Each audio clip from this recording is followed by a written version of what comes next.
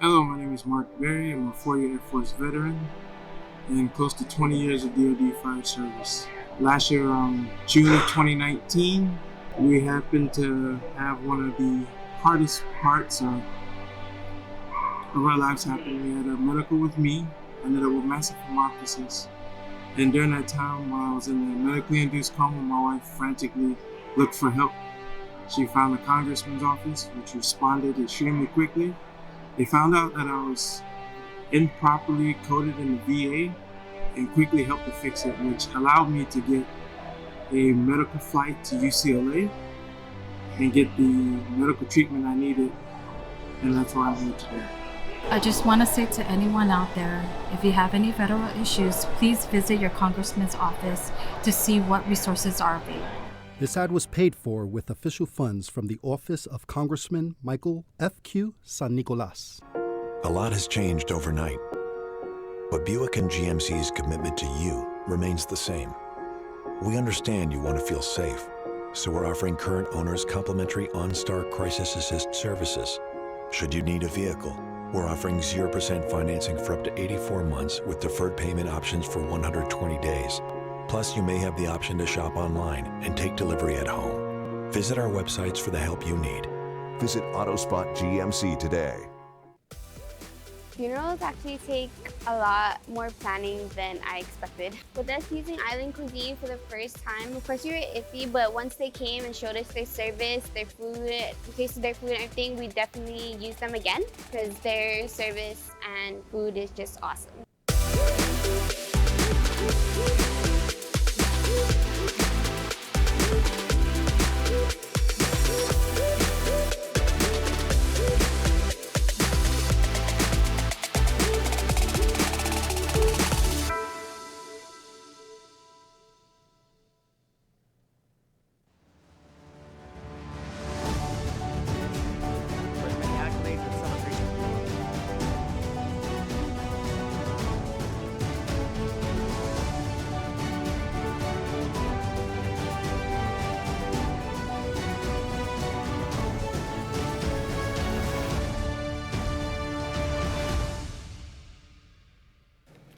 My dear people of Guam, first of all, I want to say to you today, before any of you ask me any questions, and Janella is here.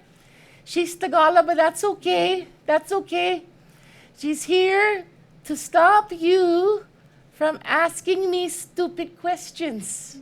But I just want to tell you that your money is coming. I'm going to give you your money. It came from me. And it's going to be the federal. And I don't know about this investigation. Linda did that, and Tony was there, and maybe Janella was with him. I don't know. I don't know. But put Fabot fan, use Fabuloso and not Lysol next time.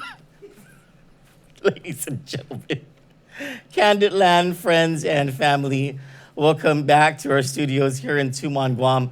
I'm Troy Torres, and at the producer's desk is Eric Rosario. It was not our fault. I have no idea what happened. Now, I'm not going to say it was Janella Carrera standing on our roof, jimmying with the wires to censor the press. But you know, hey, if she did it 4 times today, what's a 5th time, you know? We got to start this show the right way. And I want to say, God bless you, Sister Irene Alcantara, for sending me the latest Robert Suzuki Jr. video. Go ahead and cast to my screen.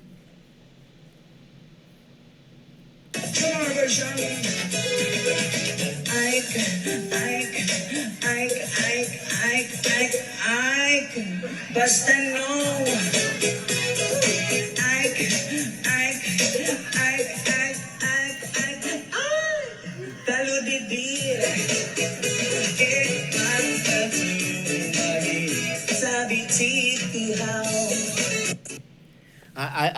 I don't care what artist came before or what artist is coming after Robert Suzuki Jr., also known as Chubby Robbie on TikTok. But no one will ever replace that legend right there. And I am his #1 fan. And hashtag fangirl status, he liked my Instagram page today. I know. I haven't had time to post about it on Facebook and brag. I know. If you're jealous, you should be. Robert Suzuki Jr. liked my Instagram page today. I'm gonna follow him back because, oh my God, I'm just his #1 fan. Anyway, let's go to your comments first. Denise Legaspi says stand-up comedy. He's so talented, isn't he? He is, man. Tiana Rasmussen says they're Kelligwinning their own spam. That's why it's a pandemic party. Hi, Charles Manglonia. Oh, yes, the title of the show is Poor Nick Delgado. Well, actually, it's Poor Nick Delgado Part 2, since Janella was on our roof cutting our cable lines. But it's because poor Nick Delgado, man. Now, Kandit has been censored. We've been banned. There's been a, what do you call it, a gag order against us? There's been a gag order against us. And basically the cabinet members are not supposed to talk to us. The governor doesn't even recognize us or whatever. And we had to chase the governor one time. But I am not the kind of person that goes and chases people. And neither is Johnny, and neither is Eric. Unless I'm told to. And so having to chase the governor up a flight of stairs one time, that was enough for us. But poor Nick Delgado, man, I think this is the 3rd time that it was done to him.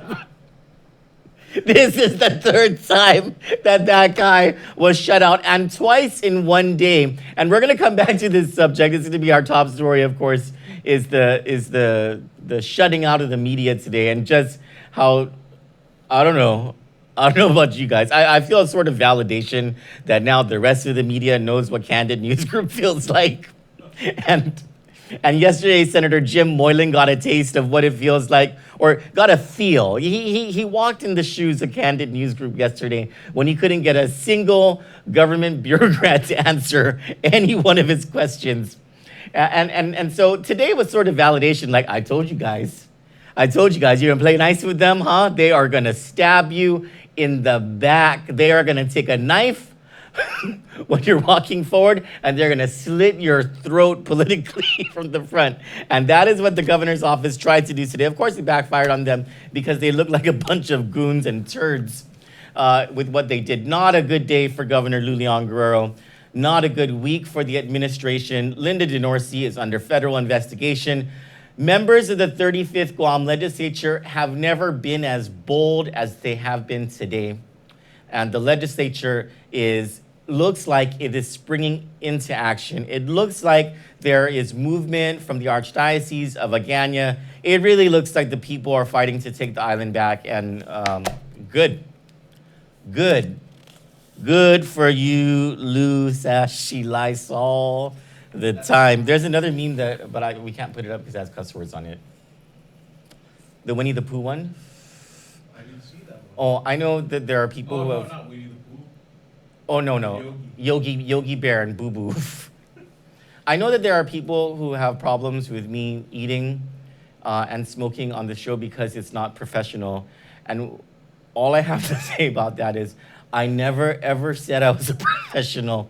Matter of fact, when I left my job at Adelude back in 2017, I was like, I'm done with this professional stuff. I've been a professional for far too long, and look where it got me. So anyway, let's start with breaking news. Well, a breaking tip, because the news we won't publish until tomorrow on this, and it's based on our sources coming out of the Commonwealth of the Northern Mariana Islands, and we are waiting for Nancy Ma'anyao, who is producing the story, is waiting for at least one more source to confirm that Governor Ralph Torres's governor's authorized representative, Patrick Guerrero, and Commissioner of Public Safety, Robert Guerrero, are also, they have their own Pacific Star Gate going on over in Saipan. They are also tenants of expensive suites at the quarantine facility that the government of the CNMI well, really it's the federal government, is paying for. And so we're following. So it's not just Tony Babauta. Guam, just when you thought that you could get a leg up on the corruption beat from the CNMI, Governor Ralph Torres' administration goes and just one-ups you. So we'll have that breaking news in the morning for our viewers throughout the Marianas. But also breaking news on Guam, fresh out of the Speaker's office, the Speaker has called special session. And this is something that we've been following today. Hold on, let me pull it up. Here we go. In a response letter to Senator Sharice Sherlaki, who implored the Speaker today to have session, because the Senator's pissed, and we'll get into that in just a second, to override the Governor's veto of Bill number 333, Speaker Munya Barnes writes to Senator Sherlaki, thank you for your letter. As I had expressed to you upon receiving vetoed Bill 333, I stand ready to support your efforts to ensure transparency and restore the public's trust in our government of Guam. Now, this is a very different Speaker Tina Munya Barnes. That first sentence of her letter to Senator Sherlaki, let me translate it to you politically. That is a middle finger to the governor from the Speaker of the legislature. That is, I've had enough of the governor. I don't trust her anymore. She is going to sink me with her ship politically if I continue to be nice to her. No more playing Mr. Nice Guy from the Speaker of the legislature. In her letter to Senator Sharice Sherlaki, she says, as such, I am calling an emergency session for Tuesday, Cinco de Mayo. I love it. At 10 a.m. Oh, we are going to be ready with our recess shots on Cinco de Mayo. At the Speaker, and of course we're going to cover this session, of course. At the Speaker Antonio and Pinco Session Hall at our Guam Congress building, I understand that some of our colleagues plan to advocate for various bills. And given that they may not have had a public hearing, I hope this gives them ample time to make the necessary arrangements should there be a need for a committee of the whole. So the Speaker is signaling already what she is willing to allow to happen on the floor of the legislature. And it sounds like she's willing to allow a lot to happen on the floor of the legislature. This is a woman who is fed up with the governor and doesn't sound like she's going to give the governor another inch. Given the bills that have been put forth and the concerns from the community, I also hope we can take the next 2 days to collaborate on any pressing matters that will benefit the people of Guam, as well as work diligently to prepare for session next week. In closing, I want to reiterate to you that should there be any way we can expedite relief to our people of Guam or promote accountability and transparency, I stand ready to support such endeavors. Should you have any questions or recommendations, please contact me directly. You know why politically Governor Luliang Guerrero is going to have a problem? Because this is probably the first time since this legislature started that Speaker Tina Munya Barnes and Senator Sharice Sherlaki are having a cordial relationship and are working together. This is a big deal. And the fact that the speakers, I'm sorry, say again? And the fact that the Speaker is already saying that she will support certain measures, you heard her what she said, measures that provide for financial relief for our people, accountability and transparency measures. All of these are already addressed in legislation that there are senators who are just gunning to get through the legislature. You have Senator Regine Bisco-Lee's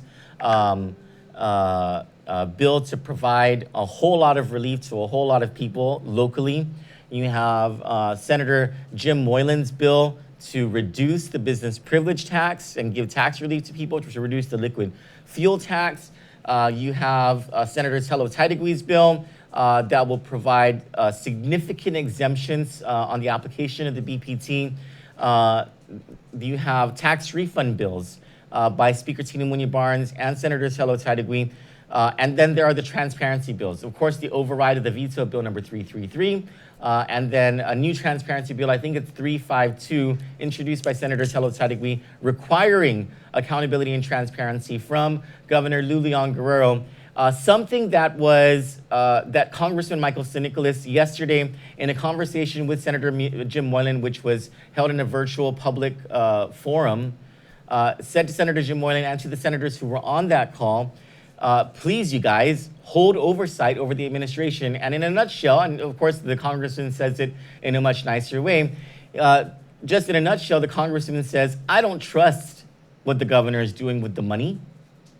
The people don't trust what the governor is doing with the money. Something shady is going on. And the fact that she cannot get it together to provide financial relief to the people of Guam through these federal programs that there's hundreds of millions of dollars for, just for Guam alone, says that something is not right. Something is not happening that's right by the people of Guam. And Congressman San Nicolas is imploring the legislature to hold oversight and to pass legislation that makes it so that people can get their money faster. Among that legislation, of course, there's Senator Theresa Lahi's Bill 333, which was vetoed. That will go up for an override vote, I'm certain. Bill 326, which would have reinforced Rule 8.406 of the Government of Guam Personnel Rules and Regulations, basically to get employees their double pay, those who've been working during the emergency. Now, the governor is ignoring the rule, which already provides the entitlement for this, and it's already ripe for a class action. She's ignoring the rule because she believes that she has the power to just ignore the rule during the public health emergency, which isn't true. But she vetoes that bill because what the legislature did in that bill, was the hazard pay bill, was it reinforced Rule 8.406, and the governor wouldn't have had a choice but to pay that double pay. So the legislature needs to go in and override that bill as well to provide financial relief to the frontliners who have been risking their lives, risking their families' lives, and have been away from their families this entire time. And no, I am not talking about the party goers on the 19th floor of the Pacific Star Hotel either. And we will get back to that story in just a second. But so the congressman is imploring the legislature to do this. The community is coming out and saying, hey, legislature, where are you guys? We need financial relief. We need to protect the financial integrity and solvency of the government of Guam. You guys need to cut the budget to be realistic. What's going on with government operations? Why is the governor the one doing all of the dictating in the operations of the government of Guam? Where is the Guam legislature? And boy, our senators sprung into action today. So Senator Theresa Lahi also has called for a joint oversight hearing. And one of the things that Senator Lahi is, and I just did the Lulian Guerrero inflection. One of the things that Senator Lahi is going to do, sorry. So she's having this joint oversight hearing. She is, and this is happening on Friday, May 8th, so next week Friday, right before Mother's Day.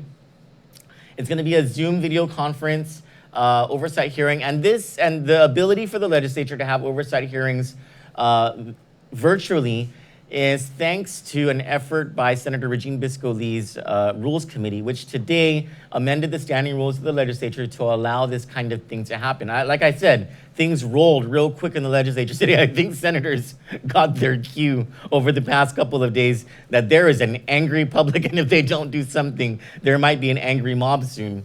So from 9 a.m. to 12 p.m. on that day, Friday, May 8th, there's an oversight hearing over Department of Public Health. They're the lead agency in this whole COVID-19 thing, relative to the phased-in reopening of non-essential businesses and government services and COVID-19 risk prevention going forward. In particular, the status of current agency budget and CARES Act funding resources as it relates to supporting surveillance, contact tracing of COVID-19 positive cases, continued or expanded COVID-19 testing, and elderly care, food assistance, housing assistance, and health insurance coverage for vulnerable populations. This will be the first time that our people are going to get some answers on these topics. And so thank you, Senator Theresa Lahi, for doing your job and for, against the woeist me's of the governor and her cabinet, who just believe with all their arrogance and their elite attitude that they are just doing the best job they can, and everyone stop criticizing us. We cannot stand the heat in the kitchen, but we're gonna stay here because this is our kitchen, Ray. She's defying that. And it looks like several members of the legislature are starting to defy the governor as well. And on that same day, from 1 p.m. to 2 p.m., there's going to be a hearing on Bill number 321, which is an act relative to protecting tenants from eviction during emergencies and public health emergencies. So Senator Sharice Sirlahi, she's doing her job. She is trying to protect the people. It looks like there are more of our senators who are trying to do that as well. Now, stand by. Let me just look at something. Pardon me.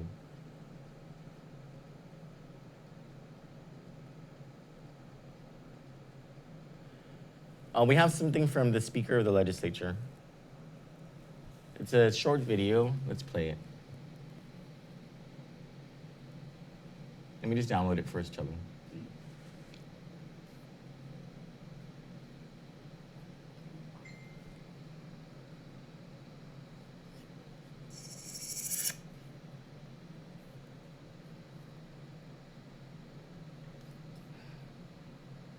Okay, go ahead and cast on my screen.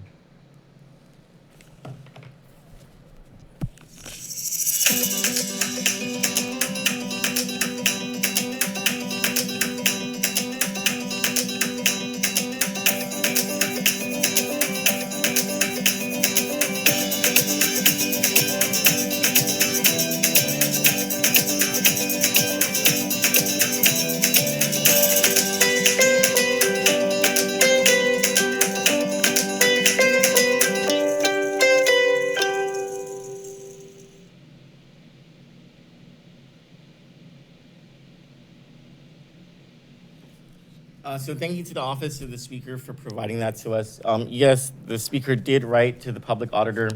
That's another thing that our legislature is doing, or members of our legislature are doing. The Speaker has written to the Public Auditor asking him to get involved and to start conducting performance audits during this entire thing.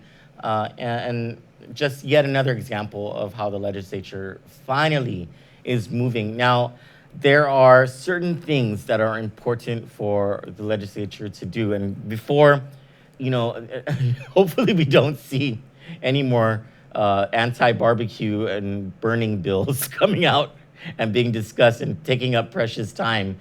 And hopefully the senators pay attention to a few things. So there is the issue of making sure federal payments on cash relief assistance and pandemic unemployment payments start to be made on Guam. And a lot of that has to do with kicking the administration in the pants to hurry it up with, we understand you guys are incompetent.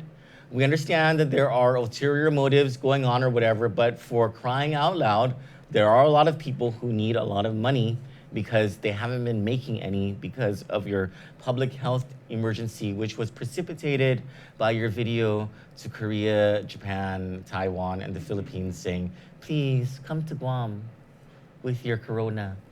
Bring your corona here since we are corona free. And so from the start of the passage of the CARES Act, Congressman Michael St. Nicholas has been saying, okay, legislature, you guys need to do certain things to move this whole thing along. One of them was Bill number 333. Fine, it's gonna get overridden, right? But there are other things that he suggested that the legislature do. And so finally, now that like the island is boiling over in fury and rage about how the administration has been handling this emergency crisis, and some people in the administration helping themselves during this emergency crisis, it sounds like senators are prepared to start listening to Congressman St. Nicholas, which is good. Now, there's also a concern about the use of federal funds by the government of Guam for government operations, on top of course, the use of the hundreds of millions of dollars for the cash assistance and the unemployment relief. And that was something that Congressman St. Nicholas discussed in a meeting of the U.S. House Natural Resources Committee. It was a virtual meeting that happened today in Washington, D.C., led by Chairman Bernie Grijalva, I think his name is Democrat from Arizona, chairman of the committee. It's one of the standing committees of the U.S. House of Representatives. The vice chairman is Congressman Gregorio Khalili Suplan. And during this hearing today, Congressman San Nicolas, who invited Dr. Tom Shea to be a panelist. There were panelists from each of the territories invited by their representatives in Congress to participate in this virtual session. And the congressman said, and let me pull it up so I can quote it to you, because I don't, like, my paraphrasing won't do it justice. He says, "We have a problem, Mr. Chairman, with transparency on Guam. Our governor is telling our senators that she does not need to account for federal dollars. We have a problem back home where even our local media have to resort to using the Freedom of Information Act just to get information.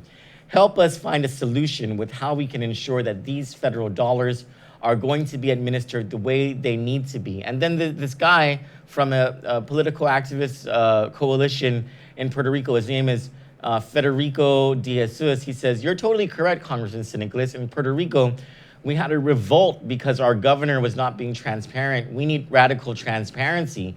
We need Congress to provide oversight." And then Dr. Shea chimes in and says, "Transparency is very important for people.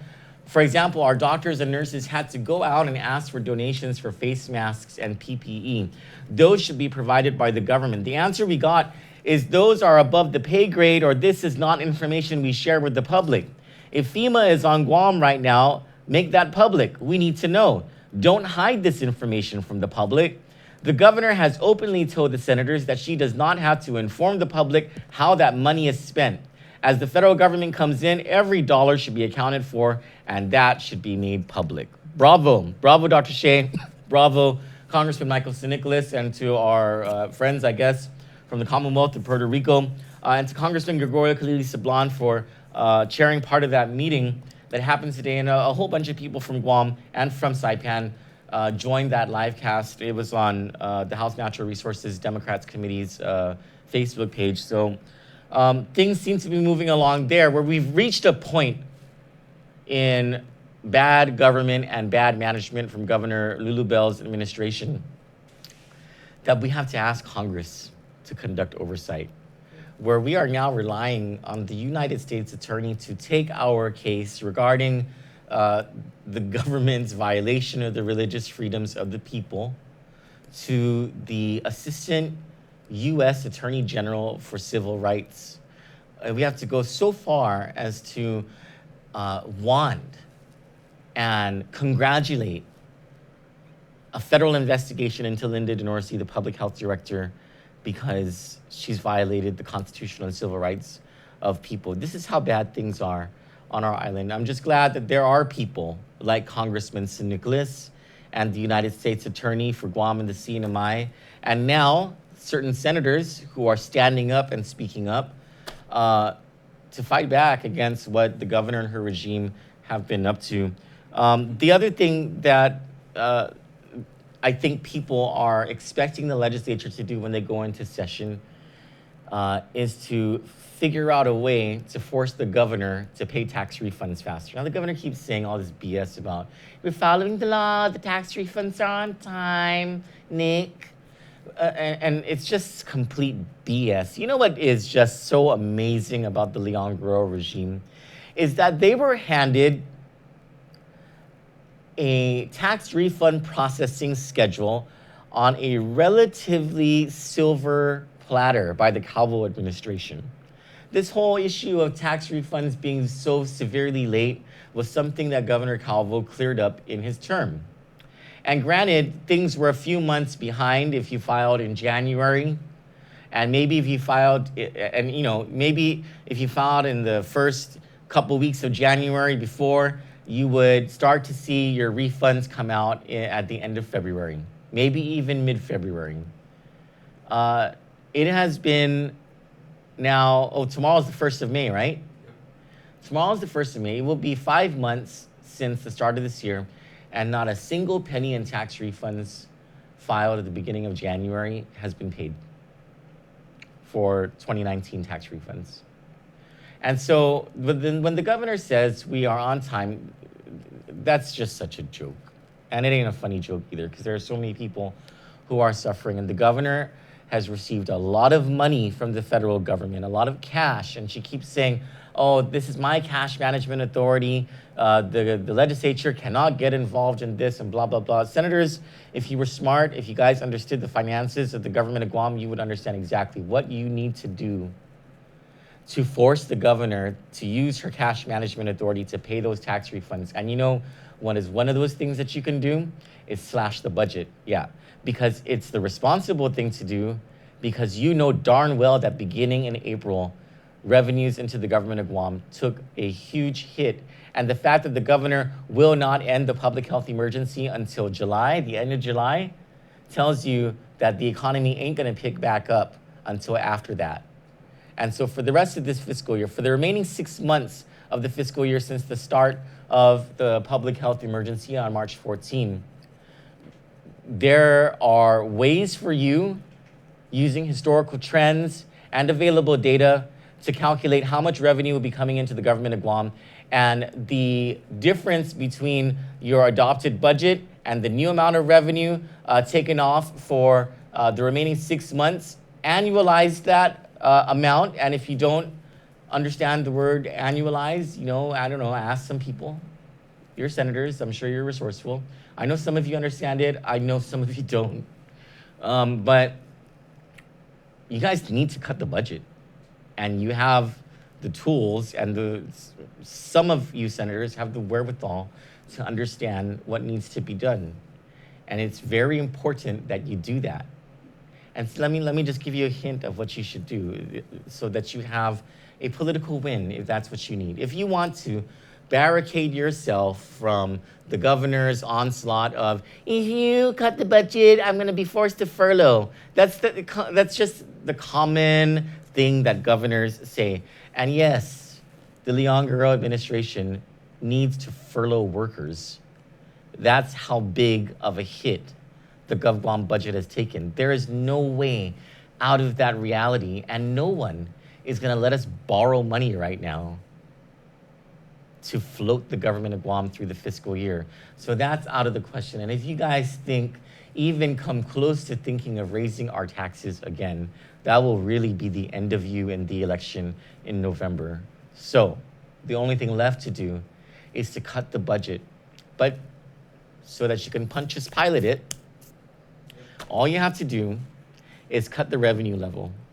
Keep in the revenue level the set aside for tax refunds, and correspondingly cut the appropriation level. But rather than your classifications and your appropriations to certain agencies, create a lump sum budget for the legislature, and you guys will have to cut yourselves because that's the morally right thing to do. A lump sum to the judiciary, and you guys will have to cut them too. And a lump sum to the executive branch, but back out the Department of Education. If you truly believe that education is a priority, back them out, give the rest of the executive branch budget to the governor as a lump sum, and you tell her, hey, governor, since you're so into cash management, manage this, lady, because it is your job.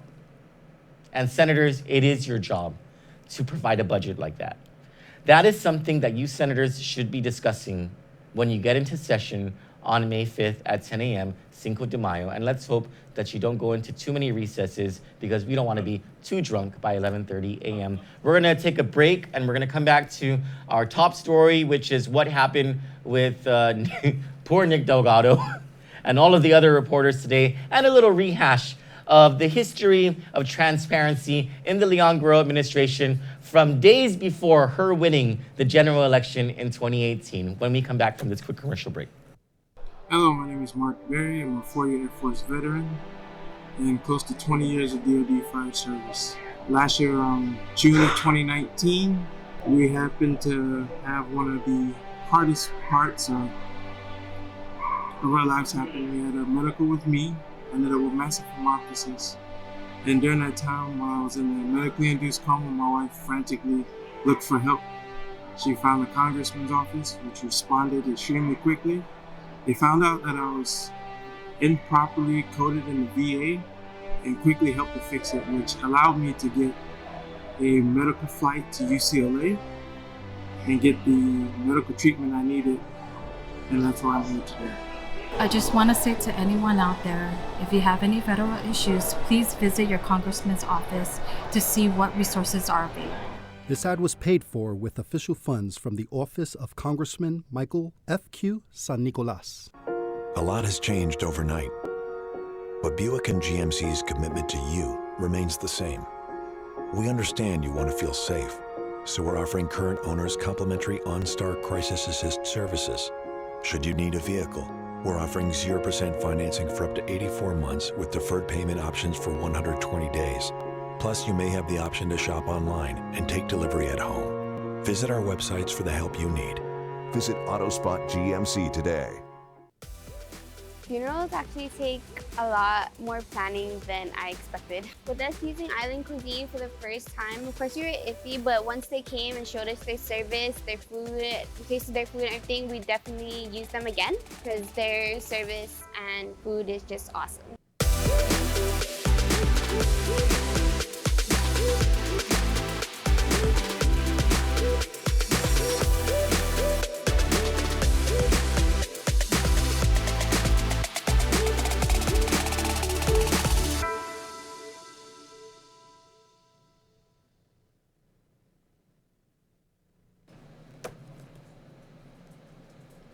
Lechiten, look at my hair. Look at this rag mop going on here.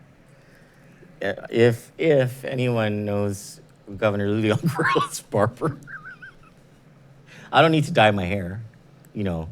So I won't be. I won't be asking the governor because the governor knows how to dye her own hair apparently. So I won't be asking her for any assistance in that regard.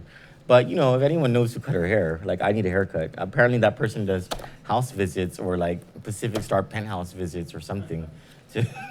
And on that note, this whole Tony Babauta thing, I think we broke the story 3 nights ago, right? Or was it 2 nights ago? 2 nights. We broke the story about, you know, Tony Babauta had his pad over at Pacific Star. Some people were saying, oh, it's not true. Your sources are wrong. But we weren't. We weren't wrong. Linda DeNorsi even admitted just one night, at least just one night, and she's lying about that. All of the documentation shows that this stuff was since April 13. And it ain't just Tony Babauta who was staying at the Pacific Star Hotel. There were others. We're just trying to validate all that before we break those stories. But there's been some chatter, and people have been sending me messages that they are getting private messages from cabinet members and elite, you know, your elite, arrogant Democrat types from the administration who have different versions of what the Tony Babauta penthouse story is, all giving him excuses, all giving him reasons, and different room numbers and all this stuff, right? And of course, the fact that there are so many versions of this story lend credence to my belief that they're all full of is, right? And so my message to all of them, and I know some of them are watching, you know, we have our administration trolls who are sent to spy on what we say and then report back because they don't want, like the governor doesn't want her name appearing on our feed and all that stuff, right? Which is fine, I don't care. Welcome to Kandit News, where we are about the light.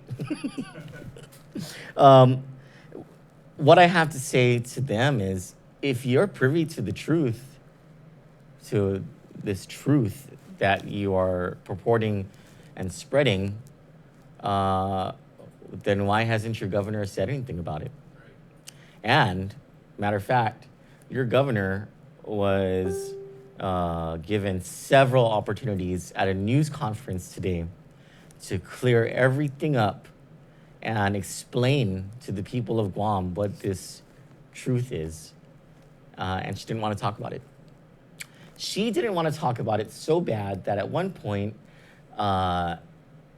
before Janela Carrera could get her head out of her butt, because apparently she wasn't paying attention, the governor had to look at her after one of those questions was asked to signal her to get involved.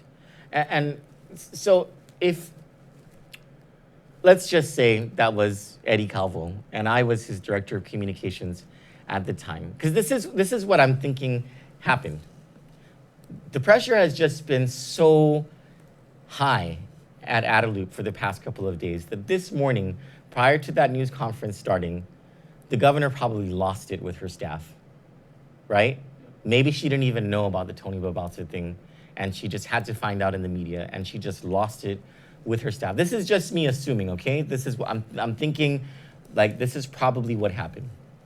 I'll bet some good money, actually, that it was the governor herself who told the staff that she didn't want to deal with these questions. And she probably laid into Janella and said, "Hey, Janella, you're the director of communications. Why don't you do your job?" You know? Yep. Why don't you do your job? And that is why Janella Carrera acted the way that she did today. Because I firmly believe that this whole not speaking to the media thing is more a function of Lulian Guerrero's arrogance than Janella Carrera's. And speaking of Lulian Guerrero's arrogance and the lies that she tells, let's go back to a 1-minute piece that aired throughout Guam just days before the general election, where she talked about transparency. Go ahead and cast to my screen. My opponents have attacked me lying about who I am or what I would do as your governor. So I thought you should hear from me. These attacks are flat out lies and meant to distract you from the fact that they have failed you all these years. I am the only person running for governor who is a mother, grandmother, and a nurse. The truth is, I believe that when making decisions about her reproductive health, a woman should be guided by her family, priest, or doctor, not the government. They also claim I have a conflict with Bank of Guam.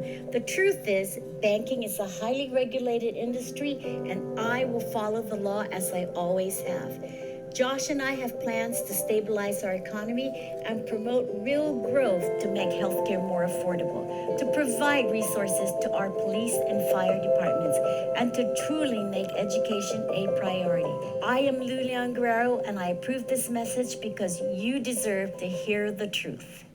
The truth, huh? We deserve to hear the truth. And so much for all of those promises coming to fruition, because they haven't. That whole thing about, I will provide the resources for healthcare, BS. Look at the problem that we're in right now, because she didn't fulfill those promises prior to this pandemic starting. And yeah, it is not early in her term. She does no longer gets a honeymoon period to skate on accountability for her term in office. Her term in office is nearly 50% done. So spare me the song and dance about how we should give her a break, because it don't work like that. You get a 4-year term, you're almost 50% in, and you're an abject failure to the people. Can you guys think of one thing that the governor truthfully has done that has made a difference in this island? I'll wait. Let me look at your comments. If any of you guys can think of one thing that she has done, because she couldn't even get the dengue-free thing right. Let me look at your comments right now. Vivian Desamido says, "You Dakun."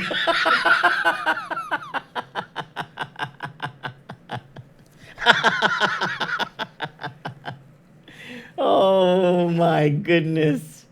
Biba Guam says, "You mean her last term in office?"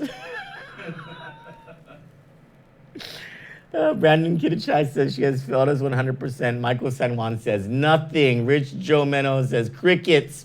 Joyce Tyron says roadblock. Ton Mendiola says her haircut.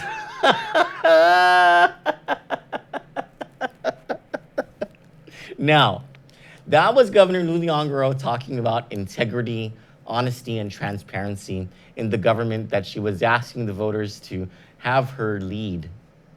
And this is the real Lulian Guerrero, who we've tracked over the past year and a half. Let's start with how she ran away from Kandit's questions about taxes.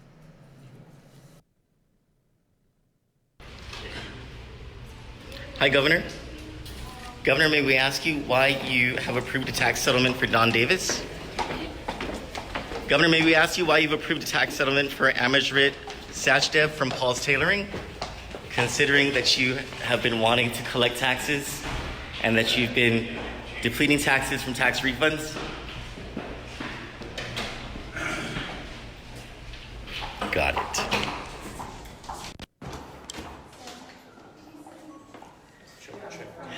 So there you have it, folks.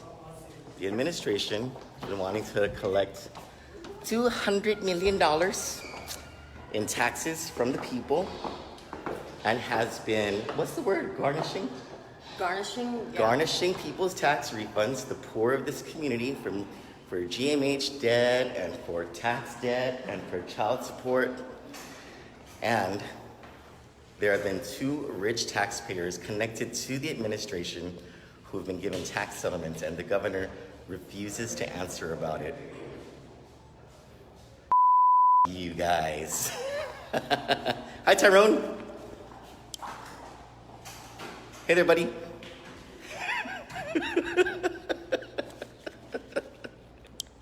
Oh, we are gonna. Goodness, you know that they hate us. So that was the last time that we chased Governor Leon Guerrero for anything.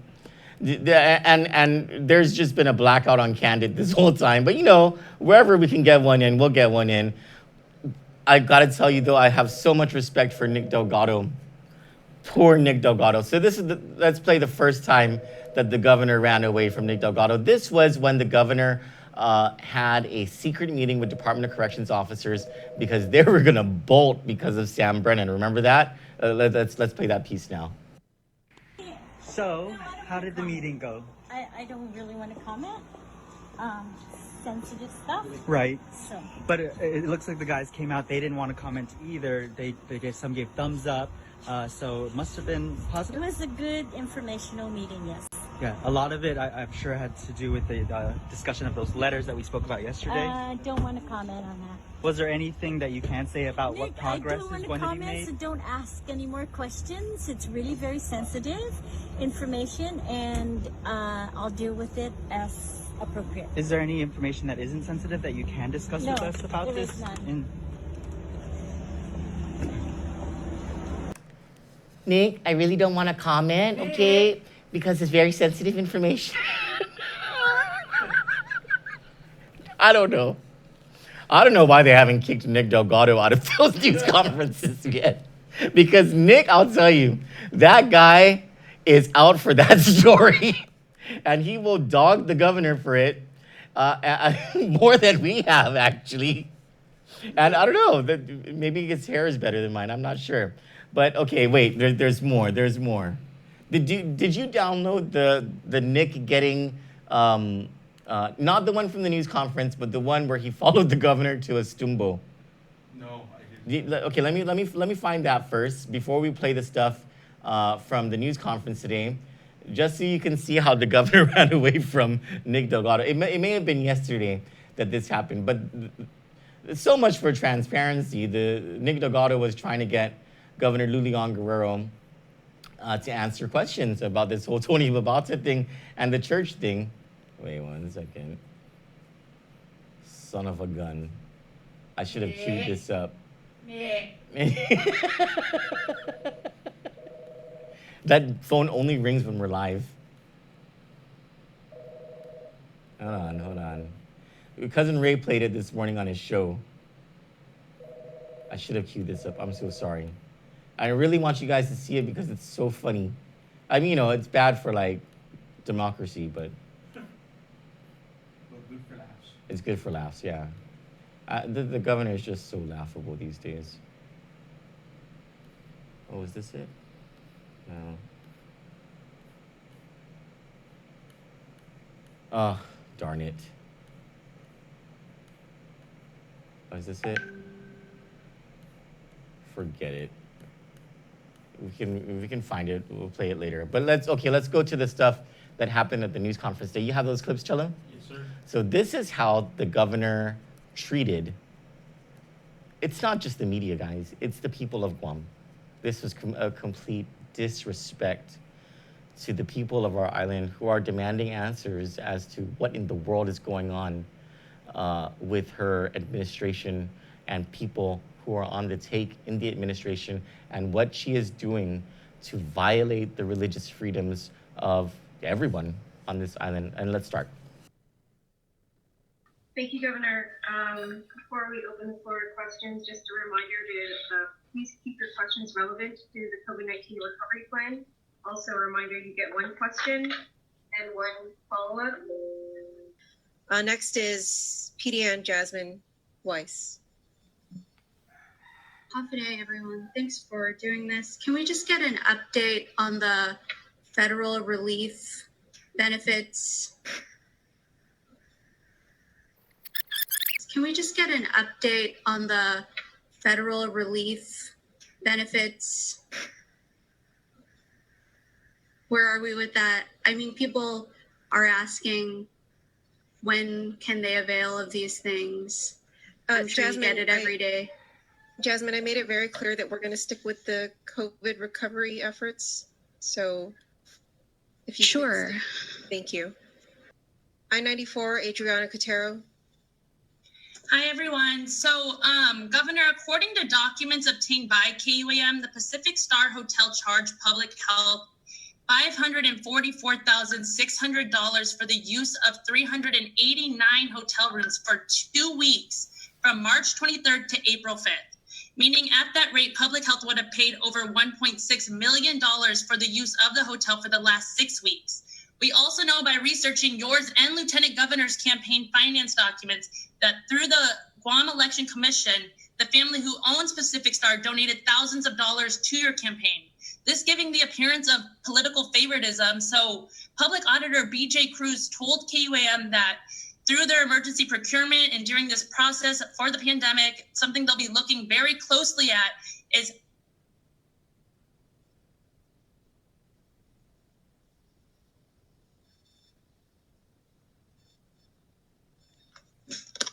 Hi, sorry, I wasn't finished. Go ahead, keep going. Okay, so how would you answer any critics who say politics is playing a part in procurement during this public health emergency? Okay, Adriana, as I said, we made it very clear that your questions need to stay relevant to the topic at hand. Next is The Point, Nick Delgado. Yeah, it definitely sounds like a very tedious task to determine whether we're going to lift some of those restrictions and then potentially take them back. And so thank you for that explanation, Dr. Hernandez. And so on that note, I wanted to hear just a little bit, Governor, if you could talk about the role of some of those, the members on that recovery panel who's worked hard to put this together. And specifically, I want to ask, what was the role of your Chief of Staff, Tony Babauta, who yesterday we heard was placed in or had to stay the night at the quarantine facility because he wasn't feeling well, and has he been tested? Again, Nick, we have to stay at the topic. The topic is again in regards to the role of one of the members, the Chief of Staff, and then on that note, the update in regards to his stay over at the Pacific Star, because a lot of people find that very questionable. Although he might have had good intentions, there's still the question out there of Nick. And we as I understand, Crystal did respond to you earlier that we would be providing you with a written response to that question. Thank you. So the role? We're going to go to Mariana's Business Journal next. Wayne Chargaloff, thank you. Nick, this press conference, I said it's about chicken. You're asking me about beef and pork and eggs, but I said it's about chicken. And so Janella is gonna have to, over to you. You cannot ask me about meat and eggs and milk and the color of your underwear today, if this press conference is about chicken, okay? And you need to take me seriously as your governor, Nick, because this is about chicken. For Kandit News, I'm Troy Torres. Good night, guys. Good night.